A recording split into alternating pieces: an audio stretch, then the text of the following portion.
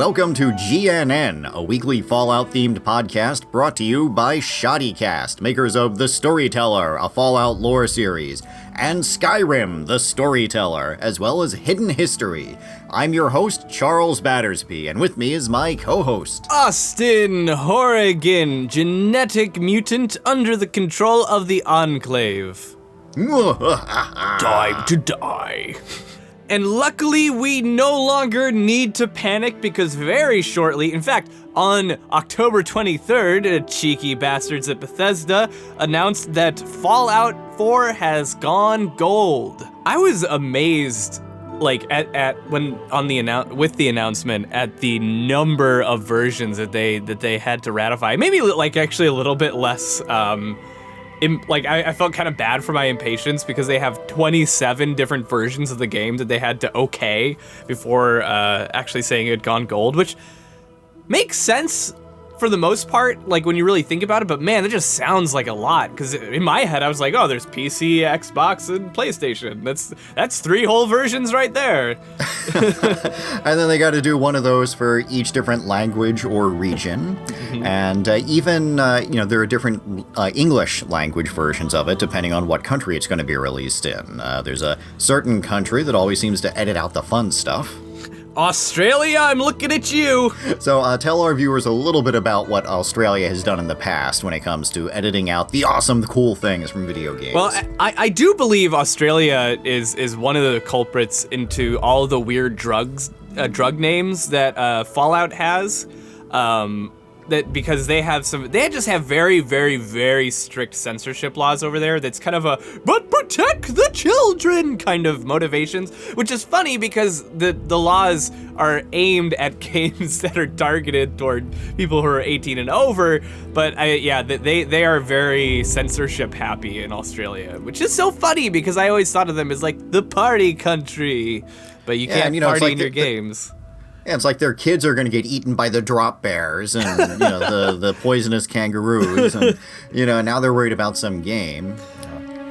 Yeah, and they the things that they'll censor are kind of all over the map. They have like nudity type stuff that they don't like. They're really big on drugs, on getting rid of drug references in their games, which it's like if you call it Med-X, we all know what it is. You can't. Heroin makes you resistant to bullets. Or at least you feel that way. They've been getting a little better down there in the past years, but yeah, they're one of the problematic countries when it comes to making localized versions. I know they can be a bit of a headache for game makers in the West. In fact, Yahtzee Croshaw of Zero Punctuation lives in Australia, and he's always complaining about stuff like that because he's a game reviewer, so it's always hard for him to actually get his hands on copies of games, because oftentimes they ship late there too because of all the localization problems. Yes, and Germany can be a little problematic. They're very careful at how they depict any form of Nazism. Yes. City of Heroes was a fun example of that. In the original version of City of Heroes, there was a game that there was a bad guy faction that were essentially neo-Nazis. And a couple of updates into the game, suddenly a splinter group within that faction appears, which they're a type of militant fascists that have nothing to do with Nazism. And that was their way. The Schnazis. It was a lot like that, yeah. That it was essentially the same guys with slightly different logos on their outfits and a different backstory. So for the first, I guess, year or two that the game was out, you were fighting neo-Nazis, and then people that joined the game after a few years didn't even know that the Nazi-like fascists they're fighting were a kind of like a reskin of an older Nazi group. But luckily, we're all good. It seems like everyone in every region that is going to be getting the game on release is good. All 27 different versions are shipped, which actually, if you consider there being like a PC version, a PlayStation version, and an Xbox version, so there's going to be like 3 versions per region. That actually isn't that many different localization, changes, because that adds up pretty quickly. Indeed. So yeah. So no need to panic. We're good. Everyone's and if getting you're really excited, you'll be able to pre-download the game. So that way, as soon as the clock ticks to midnight in your time zone, you can start playing. Is that going to be you, Charles? That's most likely going to be me. Yeah, I'll be sitting here with my Steam account up, looking at that, waiting for that little button to change to play. I have an actual physical copy that's going to arrive here on the 10th, I believe. So, unfortunately, I'm not going to be able to preload anything. I'll be sitting there waiting 1,000 years for it to download, take a nap, wake up later, and be like, hey, I get to play it now. And then everyone else will already have beaten the game, and I'm going to be behind the times. Yeah, I'm sure that the overnight delivery guys are going to have a bunch of fun stories to tell at the end of their shift on November 10th. Like, yeah, all day long I was bringing these big packages with these nerds sitting on their front doorstep. These guys wearing these blue and yellow jumpsuits were just sitting there running up to me as soon as I got out of the van. Do you have it? Do you have it? Where's my Pip-Boy? And they talked about... They mentioned that you're going to have to download it no matter what, which makes sense, I guess, to me, because it's such a huge game. But I'm kind of surprised they're not sending them out on USB drives by now.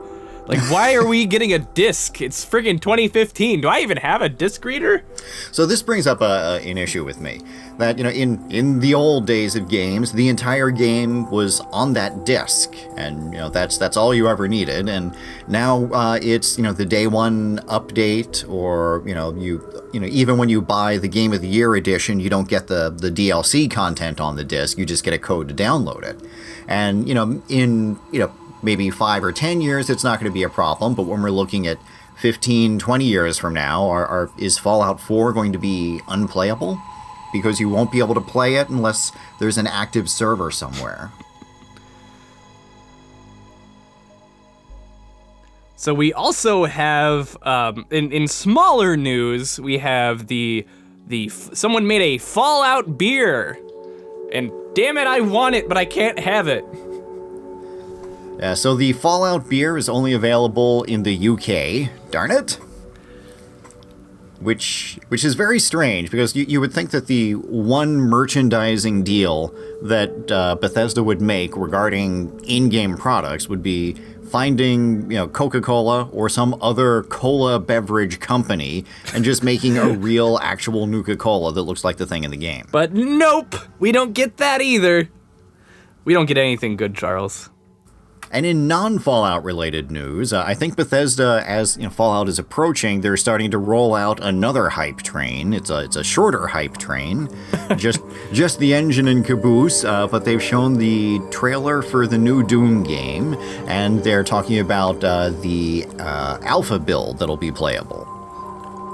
I love that. Well, I don't know if I love, but it's this tendency of big publishers outsourcing their game testing to eager fans. And it kind of has this, on one hand, it's kind of like, oh man, remember when they used to pay people to do that? For official play testing, but at the same time, like, fans that do that get something out of it. Like, they get to play the game sooner, and that's pretty cool.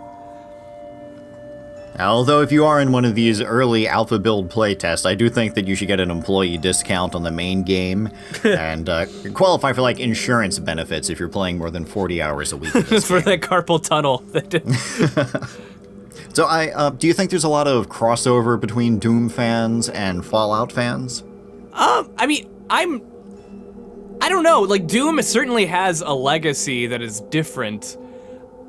I'm not super hyped about it just because I've not, I'm more of if I want to play Doom, I definitely am kind of like the hipster. I'm gonna put on the old Doom and play some of those custom-made levels for Doom. So I'm old school Doom. I couldn't really get into the really high fidelity new Dooms, but it does look freaking awesome. I don't know. I'm really bad at first-person shooters, so that's probably part of my problem. Well, I did like Doom 3 because it did have a relatively strong story campaign.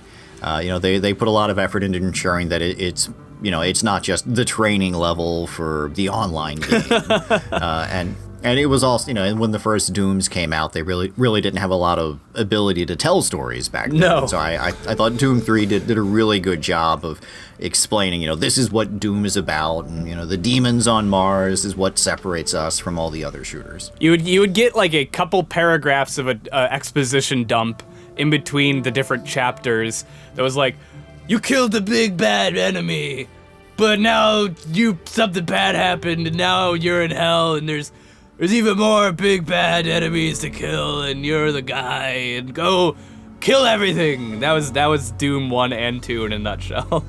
I like your heavy metal guy voice when you're talking about Doom. Well, dude, that is the default tone of Doom. That you're playing the cover of a heavy metal album. Yes.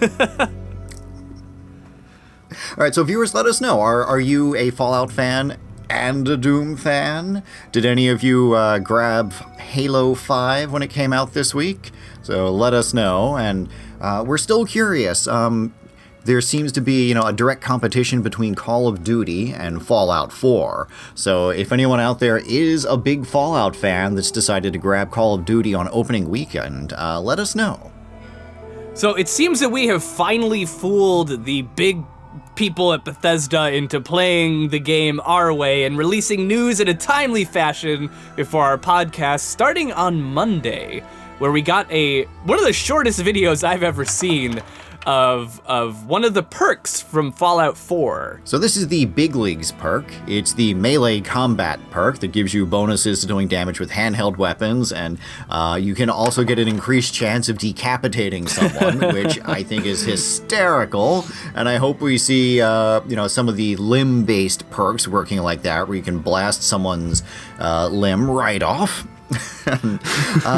So there's 70 perks in the game. I don't think we have quite enough time for them to release a little video on every perk between now and release, but I'm hoping we do see a few more of these little perk videos come out in the next week and a half. If we don't see the one with the chair, I'm gonna go freaking nuts! Okay, I'm with Austin on this 100%. What the hell is pudgy, confused, wide-eyed chair perk? They're never gonna tell us because we want to know so badly. They're like, well, you'll just have to play the game. They know that if they ever show the video for that, I'm never gonna play the game. That's exactly... Yeah, they're just gonna lose tons of business based on that. The eagle-eyed out there caught one little thing other than just that cool perk, and that's that looting appears to be something, and you actually kind of called this, which was nice. Looting is actually a live action activity that doesn't pause the game, it seems, because at the very last frame of the video, when he smacks a guy's head off, for a brief split second, you get to see what his inventory is and what you can loot from him. So I thought that was a nice little touch. I'm not sure if they actually intended to give that away with that, but they did, and yay. And these damn obsessed fans are poring over every millisecond of this video just to see what information we can glean. All right, and they've also released their trophy list. So just a warning, there's one trophy that I think is a big spoiler about something in the plot. Austin, do you know which trophy I'm talking about? Don't give away the spoiler! I went through trying to figure out what they were, and I could not, so if you know, tell me. Well, I don't want to tell our viewers, but I will say, if you're the clever type, you probably should stay away from this trophy list, just because one of them, there's a fan theory about something that might happen, and this, I think, is just a dead giveaway that thing's going to happen. Now I need to look. I won't say what it is. Now I have to look for the one. Right, and some non-spoilery stuff that we can talk about in the trophies is that it does reveal some of the factions, confirming some of the names and confirming that some things are returning. We don't want to give away spoilers again, so if you're trying to maintain a blank slate, stay away from the trophy list. And just today, we got a little bit more news. I guess yesterday, for those of you who are listening to this when it comes out, we got a sneak peek from Bethesda right before we started recording into the art book pages, which looks freaking awesome. Now, I think a lot of you that scrolled through that page would zeroed in on one thing. We had a little hint about this on the Bethesda store in the form of a t-shirt, and it is the Thirst Zapper, which appears to be a laser gun made out of a Nuka-Cola bottle. It's so freaking cool. So part of me is terrified that the Thirst Zapper is just like a logo that appears on a sign in the game, and I'm just saying, Bethesda, if this thing isn't already an actual weapon in the game, you've got to make it part of the DLC, because we all want to run around the game with this. You could. What if it's actually like a relatively useless thing, but you can fill it up with like flamer fuel and put a little lighter on the end of it and squirt like it's a squirt gun, but then you can murder super mutants and stuff with it. That's what I need in my life. A little mini handheld flamethrower. The things that I thought were really interesting in it were there were these interior of office buildings that were illustrated that looked like clean and pristine and nice. And I wasn't sure if this was just part of the artistic process where they make something like where the artist will draw like the old world version of something and then like dirty it up so that it looks, post-apocalyptic, or if there's actually areas of Boston that have been completely unsullied over time because they've been maintained, like for instance at the Institute. So I'm hoping that'd be pretty cool if you get, because they seem to be kind of focusing on the old world a little bit more with this game, it seems, at least with what the information we have. And so it'd be cool if they gave more like little preserved areas that were clean and nice. Something that we see in several parts of the art book is that they show the artist rendering of what the pre-war society was like. Then they show the exact same location right after the apocalypse. Then they show a third shot of the exact same spot 200 years later to show, the slow period of decay that follows, which I think is a great way to approach specifically the Fallout world. Yes. Because, in any Fallout setting, you've got to say, okay, how is this thing different from the real world in the 21st century? And then what happened to it after the apocalypse? And then what is it now at the time of the game? So you just have these layers of history behind everything that the player comes across in the game.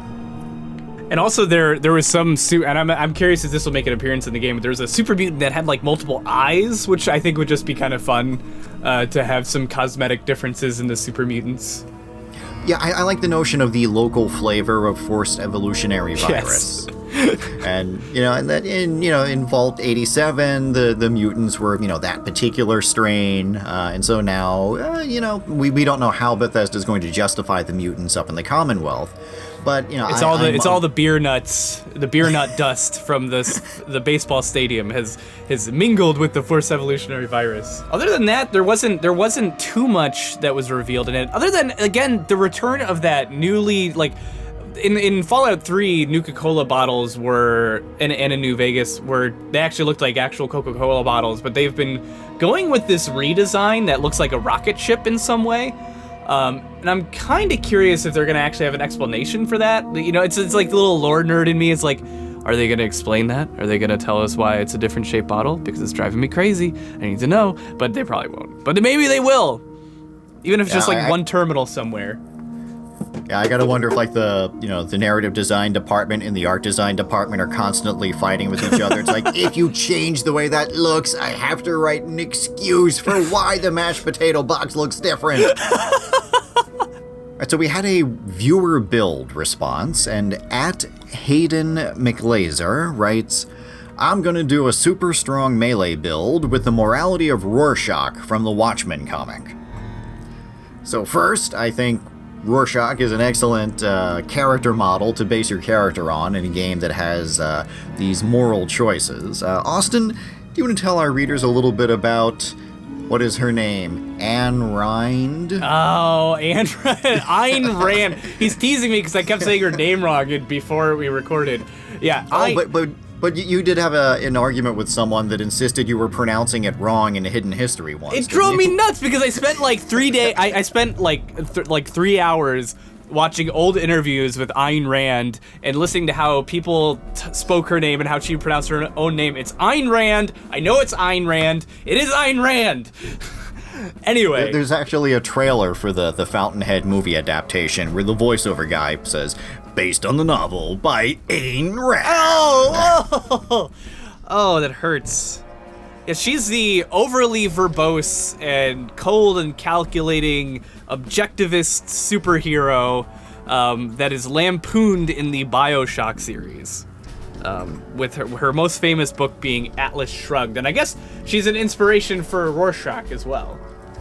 Yes, if we can divert from Fallout lore into Watchmen lore, and Rorschach himself is based on a character named The Question, who appeared in the Charlton comics, and The Question is also partially based on a character named Mr. A, and Mr. A and The Question were both objectivist characters, and when Alan Moore wrote Watchmen, it was originally going to be based on the roster of characters from the Charlton comics, and The Question was going to play the Rorschach role, and then eventually they changed the concept of it, and he made his own original characters, and Alan Moore's concept for Rorschach was a person who was a pure embodiment of Ayn Rand's objectivist viewpoint, that there is no flexibility to morality, that there's good and bad, and they're rigid concepts. Which is why his mask is black and white, with the black and white never mixing to form gray. And yet, unlike Ayn Rand, Alan Moore was able to do it without taking up 1,000 million pages.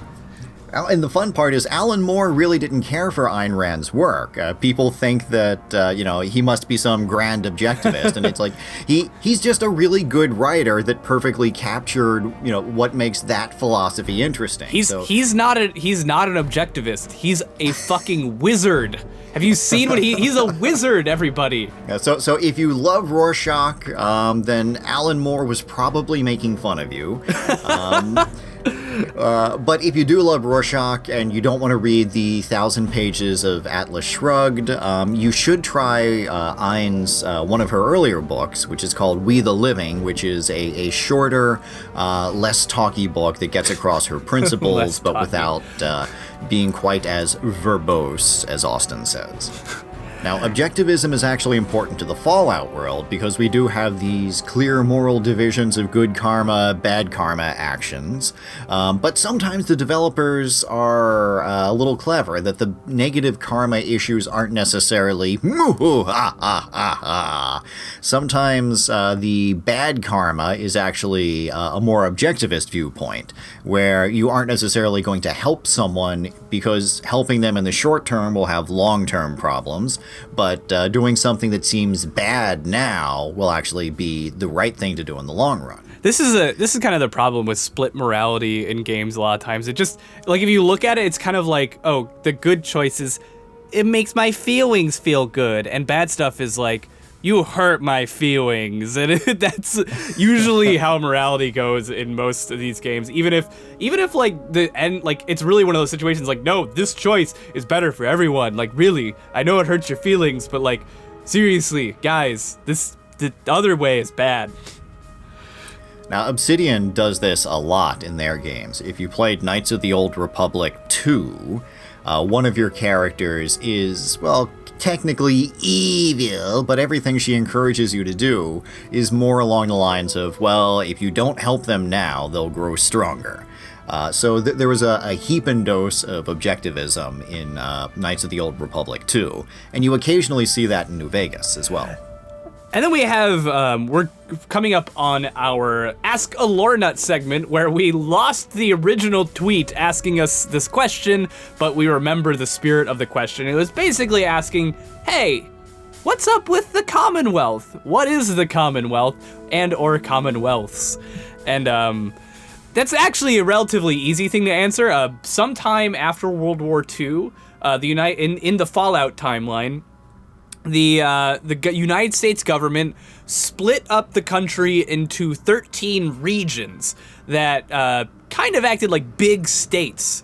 And they kind of took some of the rights away from the states, whereas the states kept some of the other rights. It was supposed to be like a middle manager to the United States going up the line.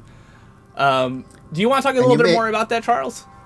Yeah, you may have noticed in the Fallout games that the American flag looks different from the real-world American flag. If you've seen, the back of Ulysses' jacket, that distinct logo, that's what the American flag looked like before the war. And so those 13 Commonwealths, they resemble the original American flag with the 13 states. So there's a little bit of, classic American Americana in having those 13 stars.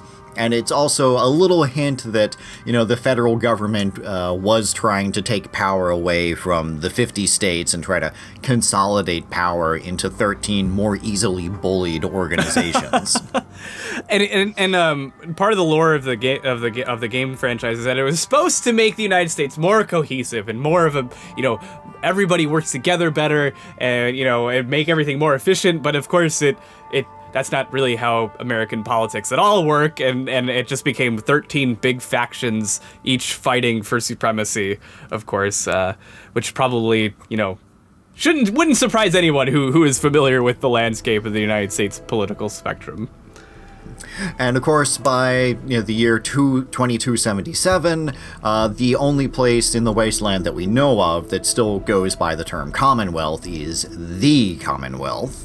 And in the pre-war days, Massachusetts and the states surrounding it, what we call New England, is, the Commonwealth.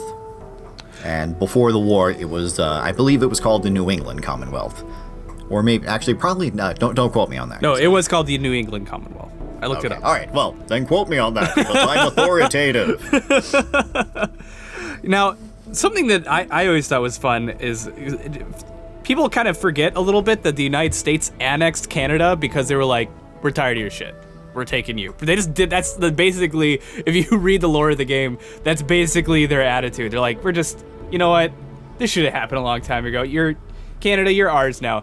And that, they just seem to be some sort of territory. So territories still exist. Not everything the United States owned was part of a Commonwealth. So while they were annexed, like, oh, you're part of the United States now, it's more like, yeah, we own you.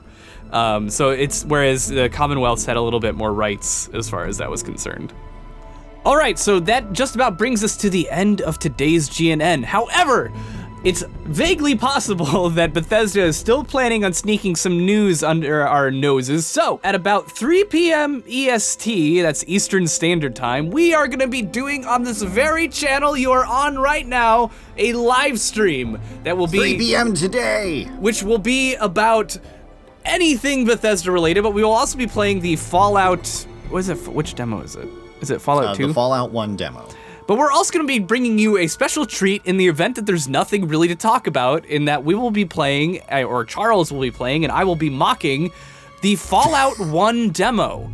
Which is kind of a little bit of a nice little chunk of nerd history, because you don't get to see those very often. Remember the old games and the story in the old games, but we often kind of leave their marketing and everything by the wayside. So if you have not had your fill of GNN, we will be streaming GNN live in I don't know, a couple hours. Whenever this goes live, it'll be at 3 p.m. Eastern Standard Time here on the Shoddycast YouTube channel today. And for those of you who even have played the original Fallout game, the Fallout demo takes place in an original little map with an original quest that has references to some characters that were referred to elsewhere in the later...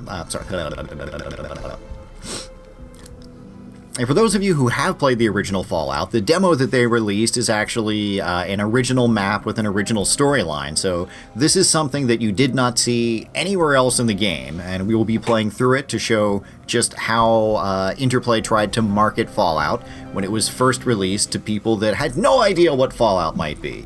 And this is going to be, we're going to play through the demo twice to show both the morality and storyline choices that you can play in it. And this is a little bit of arcana from the history of Fallout that very few people even know exists. And if you have any burning questions that we haven't gotten to yet in our actual GNN episode, this will be your opportunity to ask them. What color are my eyes? You'll get to know, because I'll tell you, they're blue. Oh, mine are a blue-green that only poets can properly describe. So that's it for this week's episode of GNN, but remember to tune in a couple of hours for our live stream, and we'll be back every Thursday up until November 12th, and we'll be doing a live stream every Thursday afternoon following our recorded podcast, right up to November 12th. And don't forget to stick with Shoddycast for new episodes of The Storyteller, a Fallout lore series, as well as Hidden History and The Storyteller Skyrim. I'm your host, Charles Battersby. And I'm Austin Horrigan. Thank you for joining us.